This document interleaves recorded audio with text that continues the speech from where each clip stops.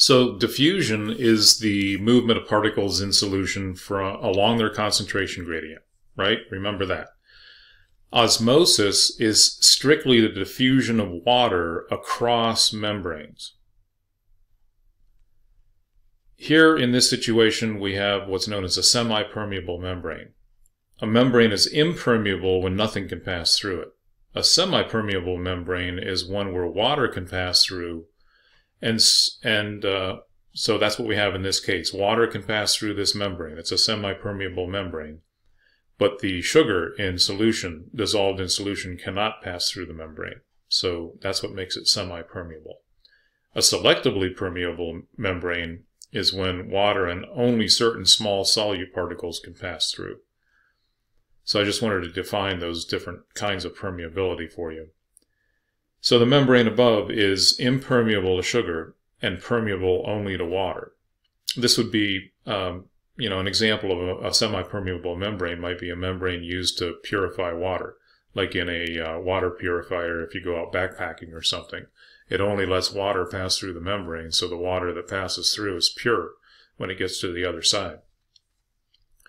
So the solute particles are not the only particles in solution here. Water molecules are also particles. So even though we can't see the water molecules that are in these solutions separated by the membrane, you need to use your imagination and remember that there are water molecules here, and those are particles just like the sugar molecules in this example are particles in solution.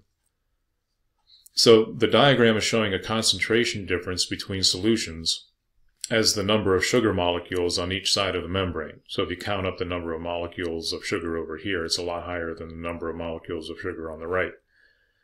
So there's a high solute concentration on the left, or S could stand for sugar in this case, a high sugar concentration on the left and a low sugar concentration on the right.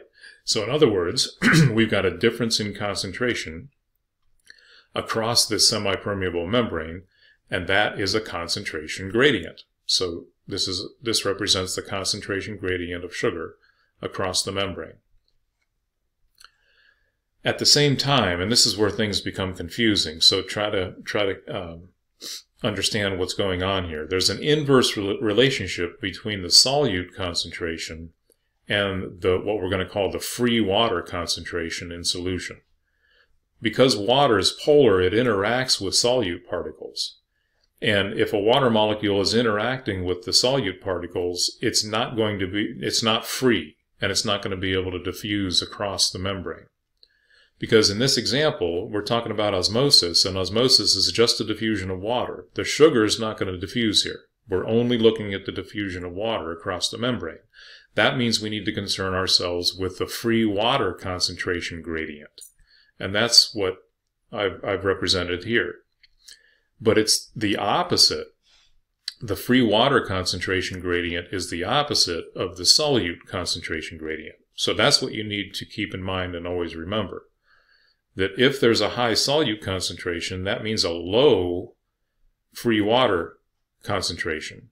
And if there's a low solute concentration, that means a higher free water concentration.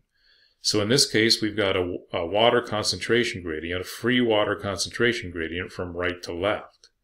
And as time passes here, that's what we see happening is the diffusion of water across the membrane, not the diffusion of the sugar molecules, but the diffusion of water across the membrane from right to left.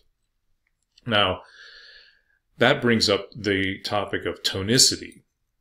Tonicity refers to the power of a solution to draw water to itself. And as we can see in this example, water is moving from the solution on the right to the solution on the left. So that means that the solution on the left has a higher power to draw water to itself. And that's what we call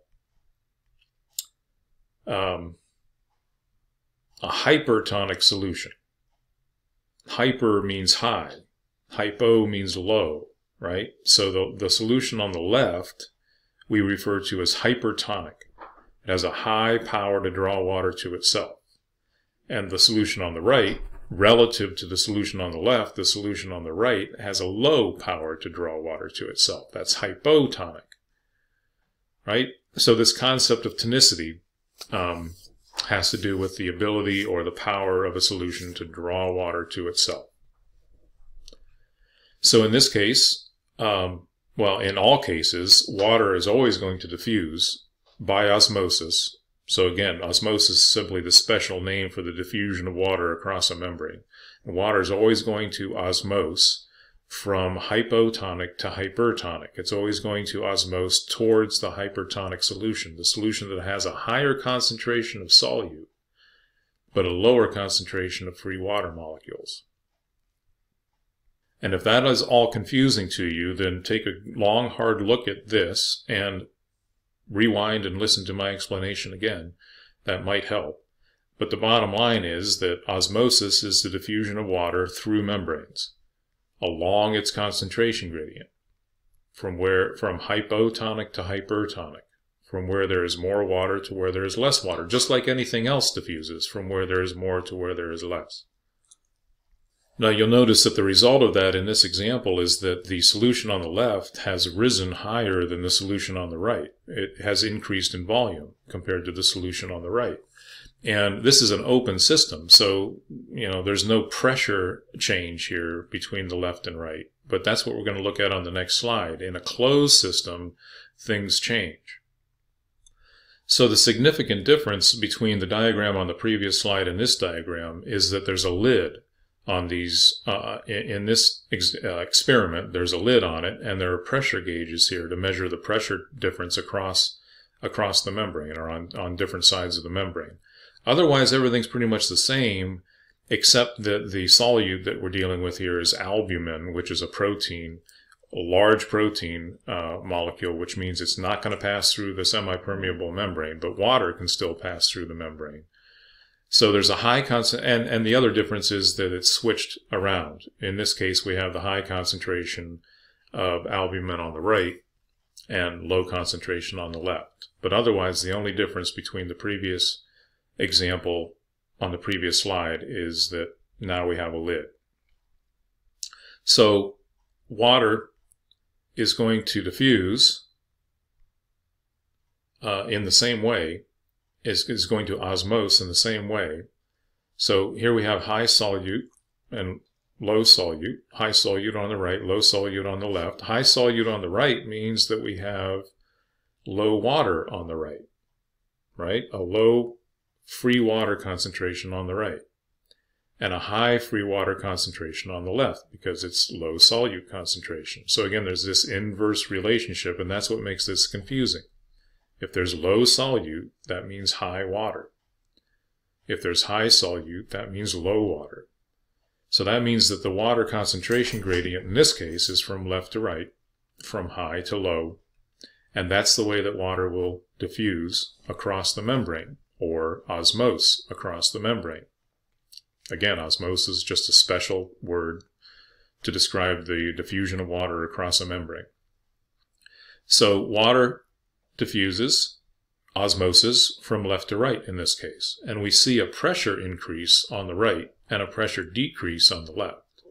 And we refer to that as osmotic pressure. Osmotic pressure is pressure that can be produced by the osmosis of water across a membrane in a closed system. But again, just like on the previous slide, the water is osmosing from hypotonic to hypertonic. Hypertonic, again, hyper means high, and this is a solution that has a high power to draw water to itself. Hypotonic has a tendency to lose the water. So the water is always going to diffuse or osmose from hypotonic to hypertonic. And in this case, that has produced pressure on the right side, but it's reduced pressure on the left side. And that's what's different between the previous example and this one. We've got a production of pressure because we're dealing with a closed system. So in a closed system with a lid, the pressure on the hypotonic side of the membrane will decrease, and on the hypertonic side will increase. And again, if you can't wrap your brain around this with my first explanation, then I suggest you rewind, listen to it again, and concentrate on figuring out the labels here that I've added to the diagram. But here's the point. Either condition, whether it be high pressure or low pressure, can be catastrophic for living cells. So osmosis is dangerous to cells. And so cells have to maintain the concentrations of solutions very finely, have to control the concentrations of solutions very closely in order to maintain homeostasis of those solutions. And that regulation is known as osmoregulation.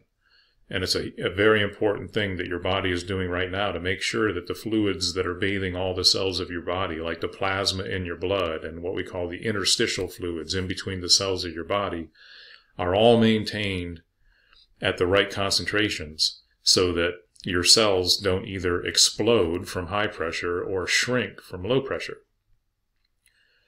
So the bottom line is osmotic pressure is dangerous. And that's what we're going to look at on the next slide. Here we're comparing the results of both placing cells in a hypertonic solution versus a hypotonic solution for both animal cells and plant cells. And the animal cells that we're looking here as an example are red blood cells. They look like little donuts. And the plant cells, of course, have a cell wall and a central vacuole, which is something that animal cells don't have, right? So that changes how they react to the osmosis of water. The solution surrounding the cells is hypertonic when the solute concentration is high, which means that the water concentration is low. So the solution that these cells are in the hypertonic situation, the solution that the cells have been placed in is hypertonic compared to the solution inside the cells. In other words, compared to the solution of the cytoplasm inside the cell, the cytosol. For both cell types, water is going to diffuse along its concentration gradient out of the cell. And what we see happening in animal cells is that they shrivel up. That's called crenation. So they crenate, shrivel up.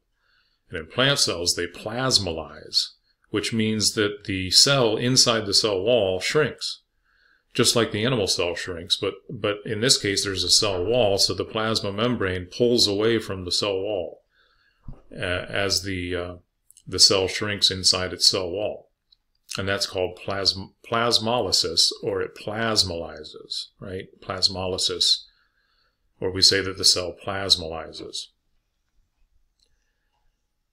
The solution outside the cell is hypotonic, so over here on the right, the hypotonic situation is the opposite. Low solute concentration in the solution outside the cells, relative to the cytoplasm inside the cells. And that means a high water concentration, free water concentration outside the cells compared to inside the cells. So which way is water going to diffuse? From out to in. It's going to diffuse into the cells and cause the red blood cells, in this case, to blow up like balloons and they can explode, they can burst. That's known as cytolysis. And that literally means cell breaking, cytolysis, cell breaking, cytolysis. They will cytolyze, swell and burst. The plant cells, because they have a cell wall, just simply increase pressure within the cell. The cell wall prevents them from expanding too much and exploding. And that pressure buildup within a plant cell is referred to as turgor pressure. And in plant cells, that's actually good. Plant cells like to be turgid. They like to have a high osmotic pressure, a high turgor pressure inside, because that helps to support the cells and it helps to support the whole plant. If a cell is not in a hypotonic solution, if plant cells are not, an example of this would be if you forget to water your plants. The plant cells are no longer in a hypotonic environment, therefore they are no longer turgid, and they will wilt. Flaccid refers to wilting. So they become flaccid and they wilt. And in the extreme situation, in a hypertonic situation, they're going to shrivel up and die. So animal cells prefer an isotonic environment. Plant cells prefer a hypotonic environment, and animal cells prefer an isotonic environment, where the solution outside is isotonic compared to the solution inside or in the cytoplasm. So there is no change. They neither crenate or cytolyze. Sorry about that. My dog just ripped my power cord out of my laptop. So as I mentioned, interstitial fluid is the fluid that bathes all the cells of your body. It's the fluid in between the cells of your body, and bathes all the cells in all of your tissues. So osmoregulation is really important to maintain the homeostatic or the homeostasis of the fluids both inside and outside your cells. And the organ primarily responsible for that are your kidneys, your excretory system, your kidneys. An example of where this is really important is if you are a medical technician and you're mixing up the fluids that you are going to be placing into a patient. So you know how you can have an IV bag, and a lot of times when you're in the hospital, they'll put an IV into your arm, intravenous fluids into your arm, and there's a bag hanging next to your bed. And in that bag is a solution mixed up by a person, and they're putting that into your body, but they have to be really careful to make sure that it is isotonic, that it's not either hypotonic or hypertonic, otherwise it could kill you either way. So they have to mix up those concentrations of those solutions very precisely. I don't want to scare you from going into the hospital, but you know, people do make mistakes. So the bottom line here is that osmoregulation in living systems is crucial.